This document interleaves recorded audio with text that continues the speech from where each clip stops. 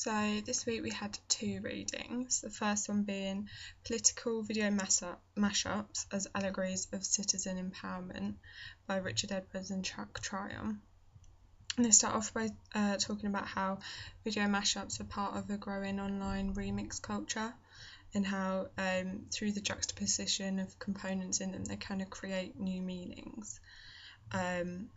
And because of like the easy access to technology, anyone can create a mashup now. They're really easy. There's like through websites like YouTube and Facebook, like the internet just becomes a platform for anyone. Anyone can access it. It doesn't have to be like you have to be particularly skilled or knowledgeable in it. I mean, if I manage to do it, then anyone can.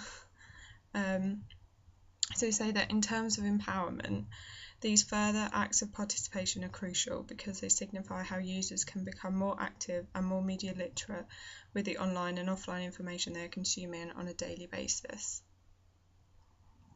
And so that mashups done for political uses and reading and reasons are citizen-generated content. And the first kind of like increase in where people started to see them for mashups was in the 2008 US presidential election. And during that, on internet and online videos were seen as playing an increasing role in American politics. So like for instance, 55% of Americans went online to participate in the political process and look at news stories on the election. 45% of internet users watched a video related to the election online, and a third of internet users forwarded political content.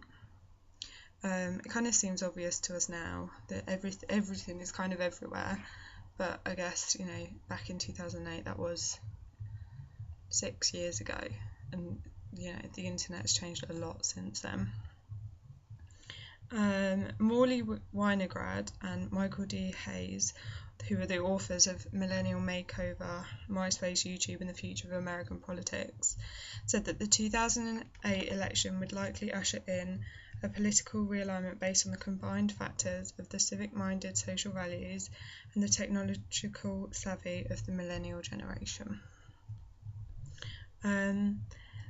Edwards and Tryon kind of talk about this thing called the technological tsunami, which is a political culture built on peer-to-peer sharing, social networking, video editing, in which everyone wants to be a producer.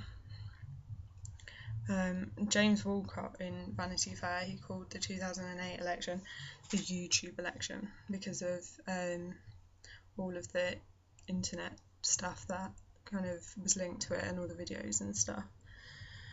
So mashup creators engage in a set of materialist practices that represent a belief in the power of personal broadcasting, media creativity, and remix aesthetics to contribute to a stronger and healthier participatory democracy.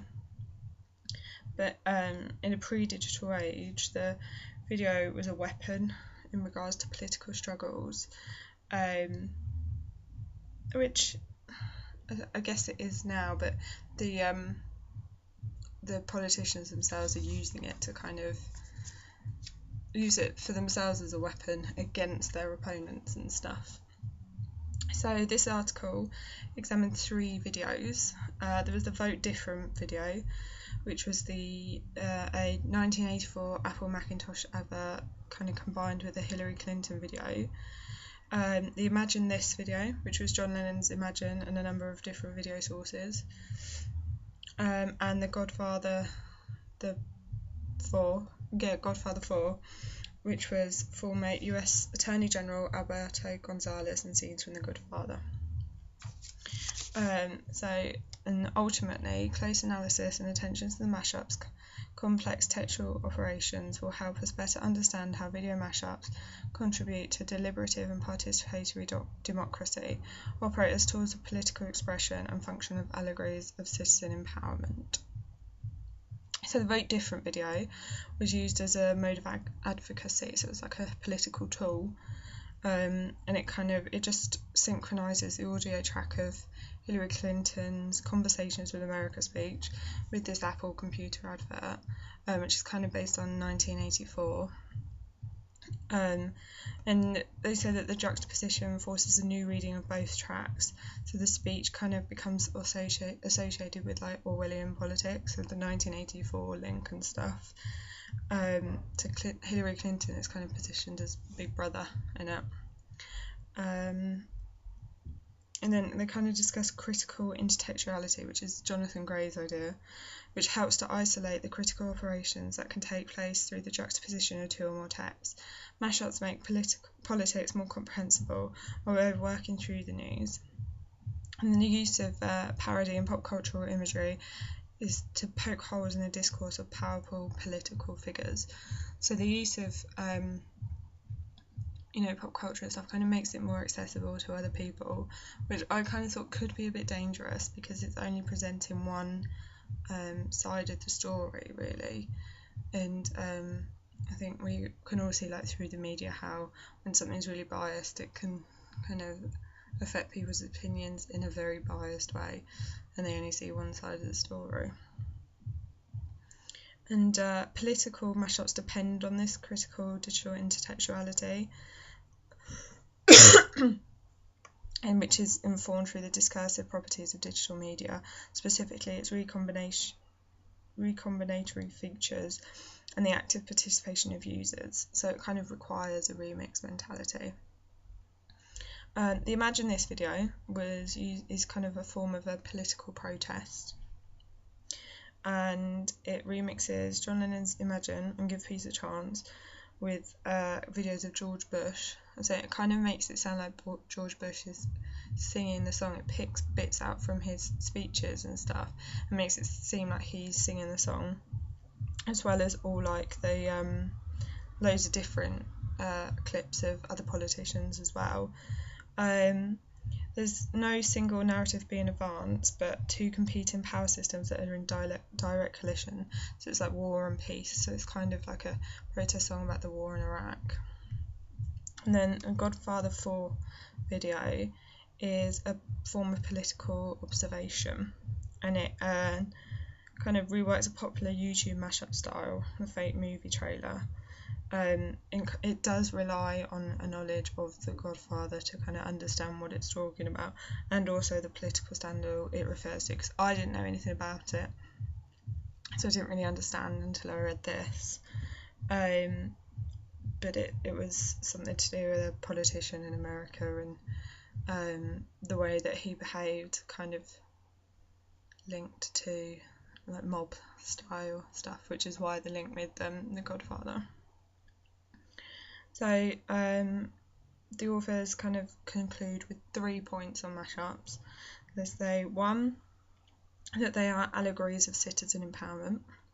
2, they critically use existing media text to advance new political narratives and promote political subtext. And 3, that they are a departure from early modes of media activism, and that difference accounts for some measure of its popularity and audience reach. The second reading this week was The Cute Cat Theory of Digital Activism by Ethan Zuckerman. And he kind of likens the internet to and activism on the internet to all those memes of like cats and stuff. He says that Web 1.0 was invented to allow physicists to share research papers, so it's much more academic readings, whereas Web 2.0 was created to allow people to share pictures of cute cats. And there are many more people creating user-generated content than those doing it professionally.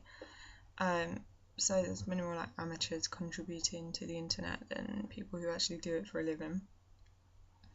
And his hypothesis is that any sufficiently advanced read or write technology will get used for 2 purposes: pornography and activism.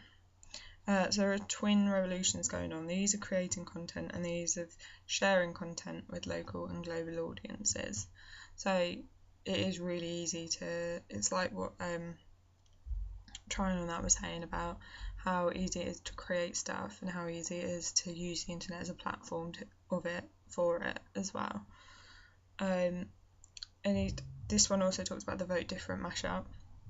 and it's an example of user-generated swift voting, which is the potential for amateur nastiness to be even more evil than professional political culture, which I guess you could say is like the downside to the freedom of speech. People will always use it in a horrible way if you let them, like you see with trolling and stuff. But lacking banal content on the internet is a self-defeating proposition, and it teaches people how to find it in other ways, which makes them like dissidents, makes it illegal. Every time activists force governments to shut down sites, they're spending political capital.